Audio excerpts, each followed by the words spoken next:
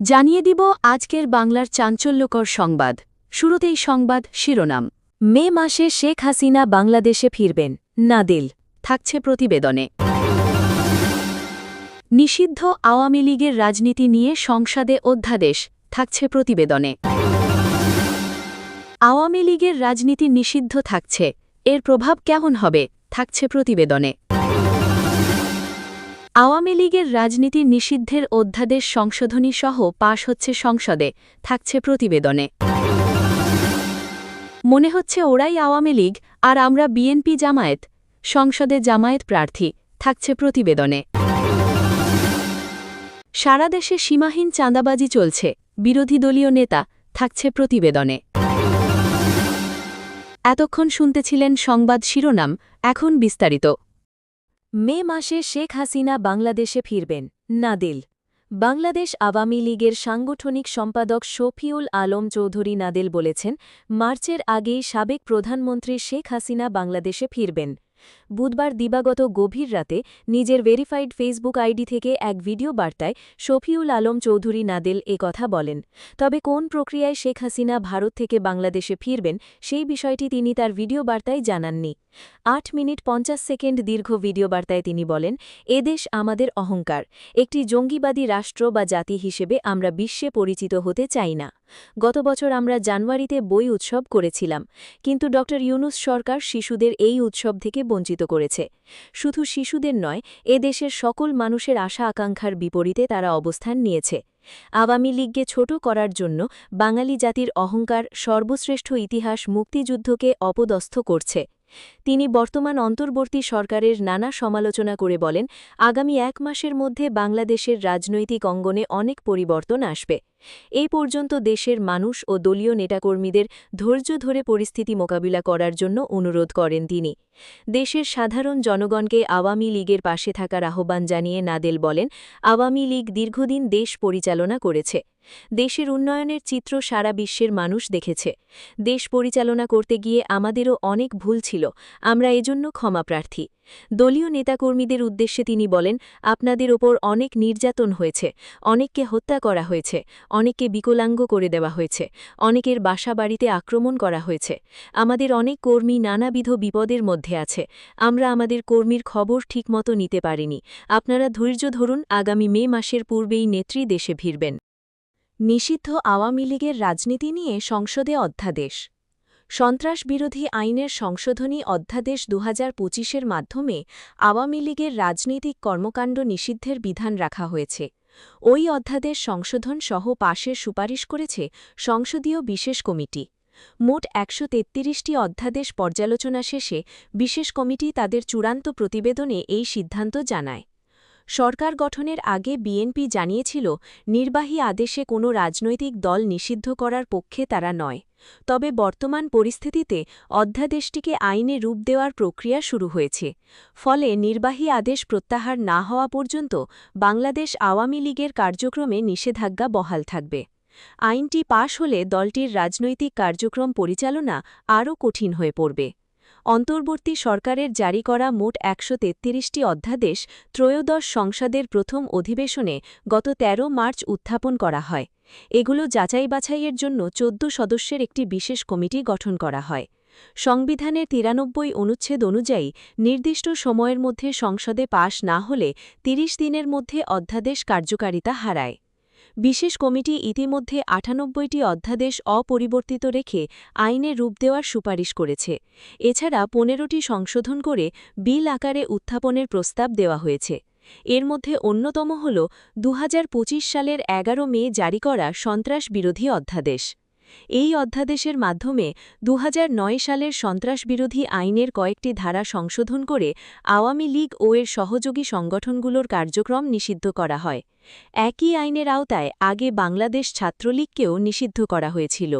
গত বছর ৯ মে রাজধানীর যমুনা এলাকায় বিভিন্ন রাজনৈতিক দল ও সংগঠন আওয়ামী লীগ নিষিদ্ধের দাবিতে আন্দোলন করে। এতে বাংলাদেশ জামায়াতে ইসলামী, গণ অধিকার পরিষদ, ইসলামী আন্দোলন বাংলাদেশ সহ আরও কয়েকটি দল অংশ নেয়। পরবর্তীতে ১১ মে জরুরি বৈঠকে সন্ত্রাসবিরোধী আইনের ২টি ধারা সংশোধন করে অন্তর্বর্তী সরকার এতে বলা হয় কোনো ব্যক্তি বা সত্তা সন্ত্রাসী কর্মকাণ্ডে জড়িত থাকলে নির্বাহী আদেশে তাদের কার্যক্রম নিষিদ্ধ করা যাবে। একই দিনে জারি করা প্রজ্ঞাপনে আন্তর্জাতিক অপরাধ ট্রাইব্যুনালে বিচার শেষ না হওয়া পর্যন্ত আওয়ামী লীগের কার্যক্রম বন্ধ রাখার সিদ্ধান্ত জানানো হয়। বর্তমানে অধ্যাদেশ অনুযায়ী নিষিদ্ধ সংগঠন কোনো ধরনের সভা সমাবেশ, মিছিল, প্রচার প্রচারণা, সংবাদ সম্মেলন বা আর্থিক লেনদেন পরিচালনা করতে পারে না। তবে এতদিন এই নিষেধাজ্ঞা অমান্য করলে নির্দিষ্ট শাস্তির বিধান ছিল না। এ বিষয়ে স্বরাষ্ট্র মন্ত্রণালয় শাস্তির বিধান যুক্ত করার সুপারিশ করেছে। প্রস্তাব অনুযায়ী নিষিদ্ধ সংগঠন কার্যক্রম চালালে সংশ্লিষ্ট আইনের ধারায় ৪ থেকে ১৪ বছর পর্যন্ত কারাদণ্ড হতে পারে। সন্ত্রাস বিরোধী আইনের সংশোধনী অধ্যাদেশ ২০২৫-এর মাধ্যমে আওয়ামী লীগের রাজনৈতিক কর্মকাণ্ড নিষিদ্ধের বিধান রাখা হয়েছে। ওই অধ্যাদেশ সংশোধনসহ পাশের সুপারিশ করেছে সংসদীয় বিশেষ কমিটি। মোট ১৩৩টি অধ্যাদেশ পর্যালোচনার শেষে বিশেষ কমিটি তাদের চূড়ান্ত প্রতিবেদনে এই সিদ্ধান্ত জানায়। সরকার গঠনের আগে বিএনপি জানিয়েছিল নির্বাহী আদেশে কোনো রাজনৈতিক দল নিষিদ্ধ করার পক্ষে তারা নয়। তবে বর্তমান পরিস্থিতিতে অধ্যাদেশটিকে আইনে রূপ দেওয়ার প্রক্রিয়া শুরু হয়েছে। ফলে নির্বাহী আদেশ প্রত্যাহার না হওয়া পর্যন্ত বাংলাদেশ আওয়ামী লীগের কার্যক্রমে নিষেধাজ্ঞা বহাল থাকবে। আইনটি পাশ হলে দলটির রাজনৈতিক কার্যক্রম পরিচালনা আরও কঠিন হয়ে পড়বে। অন্তর্বর্তী সরকারের জারি করা মোট ১৩৩টি অধ্যাদেশ ত্রয়োদশ সংসদের প্রথম অধিবেশনে গত ১৩ মার্চ উত্থাপন করা হয়। এগুলো যাচাই বাছাইয়ের জন্য ১৪ সদস্যের একটি বিশেষ কমিটি গঠন করা হয়। সংবিধানের ৯৩ অনুচ্ছেদ অনুযায়ী নির্দিষ্ট সময়ের মধ্যে সংসদে পাশ না হলে ৩০ দিনের মধ্যে অধ্যাদেশ কার্যকারিতা হারায়। বিশেষ কমিটি ইতোমধ্যে ৯৮টি অধ্যাদেশ অপরিবর্তিত রেখে আইনে রূপ দেওয়ার সুপারিশ করেছে। এছাড়া ১৫টি সংশোধন করে বিল আকারে উত্থাপনের প্রস্তাব দেওয়া হয়েছে। এর মধ্যে অন্যতম হল ২০২৫ সালের ১১ মে জারি করা সন্ত্রাস বিরোধী অধ্যাদেশ। এই অধ্যাদেশের মাধ্যমে ২০০৯ সালের সন্ত্রাস বিরোধী আইনের কয়েকটি ধারা সংশোধন করে আওয়ামী লীগ ও এর সহযোগী সংগঠনগুলোর কার্যক্রম নিষিদ্ধ করা হয়। একই আইনের আওতায় আগে বাংলাদেশ ছাত্রলীগকেও নিষিদ্ধ করা হয়েছিল। গত বছর ৯ মে রাজধানীর যমুনা এলাকায় বিভিন্ন রাজনৈতিক দল ও সংগঠন আওয়ামী লীগ নিষিদ্ধের দাবিতে আন্দোলন করে। এতে বাংলাদেশ জামায়াত ইসলামী, গণ অধিকার পরিষদ, ইসলামী আন্দোলন বাংলাদেশ সহ আরও কয়েকটি দল অংশ নেয়। পরবর্তীতে ১১ মে জরুরি বৈঠকে সন্ত্রাস বিরোধী আইনের ২টি ধারা সংশোধন করে অন্তর্বর্তী সরকার। এতে বলা হয় কোনো ব্যক্তি বা সত্তা সন্ত্রাসী কর্মকাণ্ডে জড়িত থাকলে নির্বাহী আদেশে তাদের কার্যক্রম নিষিদ্ধ করা যাবে। একই দিনে জারি করা প্রজ্ঞাপনে আন্তর্জাতিক অপরাধ ট্রাইব্যুনালে বিচার শেষ না হওয়া পর্যন্ত আওয়ামী লীগের কার্যক্রম বন্ধ রাখার সিদ্ধান্ত জানানো হয়। বর্তমানে অধ্যাদেশ অনুযায়ী নিষিদ্ধ সংগঠন কোনো ধরনের সভা সমাবেশ, মিছিল, প্রচার প্রচারণা, সংবাদ সম্মেলন বা আর্থিক লেনদেন পরিচালনা করতে পারে না। তবে এতদিন এ নিষেধাজ্ঞা অমান্য করলে নির্দিষ্ট শাস্তির বিধান ছিল না। এ বিষয়ে স্বরাষ্ট্র মন্ত্রণালয় শাস্তির বিধান যুক্ত করার সুপারিশ করেছে। প্রস্তাব অনুযায়ী নিষিদ্ধ সংগঠন কার্যক্রম চালালে সংশ্লিষ্ট আইনের ধারায় ৪ থেকে ১৪ বছর পর্যন্ত কারাদণ্ড হতে পারে। আওয়ামী লীগের রাজনীতি নিষিদ্ধের অধ্যাদেশ সংশোধনী সহ পাশ হচ্ছে সংসদে। অধ্যাদেশের উপর ভিন্ন মত নোট অফ ডিসেন্ট পোষণ করেছেন বিরোধী দলীয় সদস্যরা। বিশেষ করে জামায়াতে ইসলামের সংসদ সদস্যরা বিচার বিভাগ ও পুলিশ কমিশন সংক্রান্ত অধ্যাদেশ বাতিলের বিষয়ে আপত্তি জানিয়েছেন। স্পিকার হাফিজউদ্দিন আহমাদ জানিয়েছেন, কমিটির সুপারিশ অনুযায়ী পর্যালোচিত বিলগুলো আগামী সোমবার ৬ এপ্রিল থেকে পর্যায়ক্রমে সংসদে উত্থাপন করা হবে। সংবিধান অনুযায়ী সংসদ অধিবেশন শুরুর ৩০ দিনের মধ্যে এই অধ্যাদেশগুলো অনুমোদন বা প্রত্যাখ্যানের বাধ্যবাধকতা রয়েছে। ১৩৩টি অধ্যাদেশের মধ্যে ৯৮টি অপরিবর্তিত রাখার সিদ্ধান্ত নিয়েছে বিশেষ কমিটি। এই প্রক্রিয়ার মাধ্যমে অন্তর্বর্তী সরকারের নেওয়া অনেক সংস্কারমূলক পদক্ষেপ এখন সংসদীয় বিতর্কের মুখে পড়ল। আওয়ামী লীগের রাজনীতি নিষিদ্ধ থাকছে, এর প্রভাব কেমন হবে? বাংলাদেশের অন্তর্বর্তী সরকারের সময়ে ক্ষমতাচ্যুত আওয়ামী লীগের কার্যক্রম নিষিদ্ধ করে যে অধ্যাদেশ জারি করা হয়েছিল সেটি সংশোধিত আকারে সংসদী পাশের জন্য সুপারিশ করেছে বর্তমান ত্রয়োদশ জাতীয় সংসদ কর্তৃক গঠিত বিশেষ কমিটি। বিশ্লেষকদের মতে কমিটির সুপারিশ অনুযায়ী অধ্যাদেশটি সংসদে আইন আকারে পাশ হলে এরপর আওয়ামী লীগের যে কোনো কার্যক্রম শুধু নিষিদ্ধই নয়, বরং দলটির সব নেতাকর্মীদেরও বিচারের আওতায় আনা যাবে। স্বরাষ্ট্রমন্ত্রী সালাহুদ্দিন আহমদ বিবিসি বাংলাকে বলেছেন, অধ্যাদেশটি কিছু সংশোধনী সহ পাশের সুপারিশ করা হয়েছে। তিনি এ বিষয়ে আর কোনো মন্তব্য করেননি। প্রশ্ন উঠছে, রাজনৈতিক দল নিষিদ্ধ কিংবা রাজনৈতিক দলের কার্যক্রম আইন করে শাস্তিযোগ্য অপরাধ করে চিহ্নিত করার পদক্ষেপ দেশের রাজনীতিতে কী ধরনের প্রভাব ফেলবে বা আদৌ কোনো প্রভাব ফেলবে কিনা।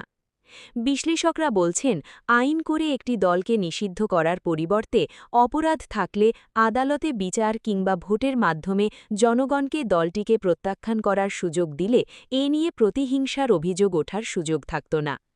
তাদের মতে, সরকার ও সমমনা দলগুলা এখনও আওয়ামী লীগকে প্রতিদ্বন্দ্বী ভেবেই এ ধরনের সিদ্ধান্ত নিয়ে থাকতে পারেন।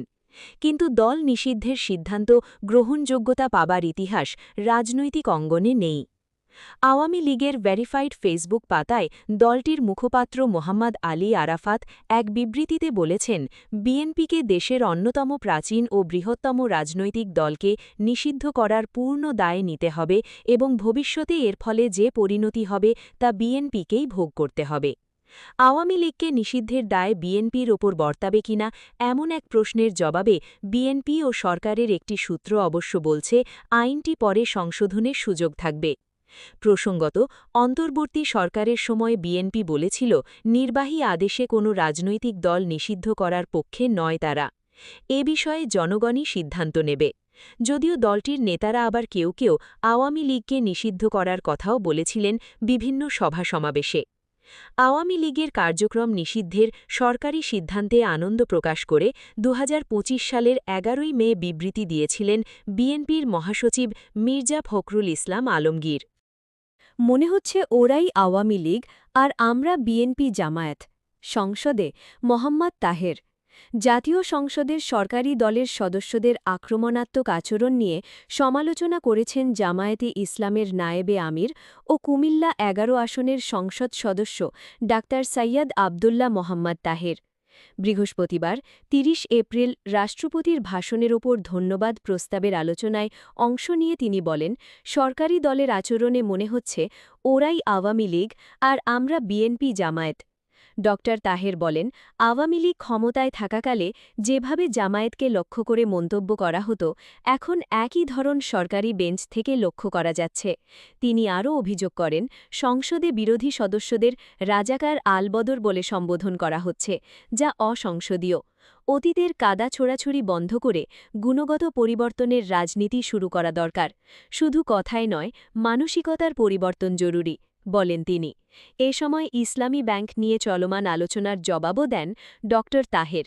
তিনি দাবি করেন, ইসলামী ব্যাংক জামায়াতে ইসলামের কোনো প্রতিষ্ঠান নয় এবং বর্তমানে এর পরিচালনা পর্ষদে দলটির কোনো সংসদ সদস্য নেই। এটি সৎ ও উদ্যোগী মানুষের তৈরি একটি প্রতিষ্ঠান, যা একসময় দক্ষিণ এশিয়ার শীর্ষ বেসরকারি ব্যাংক ছিল। এছাড়া বিএনপি নেতা গয়েশ্বরচন্দ্র রায়ের এক বক্তব্যেরও জবাব দেন তাহের। তিনি বলেন, খালেদা জিয়া কারাবন্দী থাকাকালে জামায়াত কোনো বিবৃতি দেয়নি এমন দাবি সঠিক নয়। আমরা শুধু বিবৃতিই দিইনি, রাজপথেও আন্দোলন করেছি।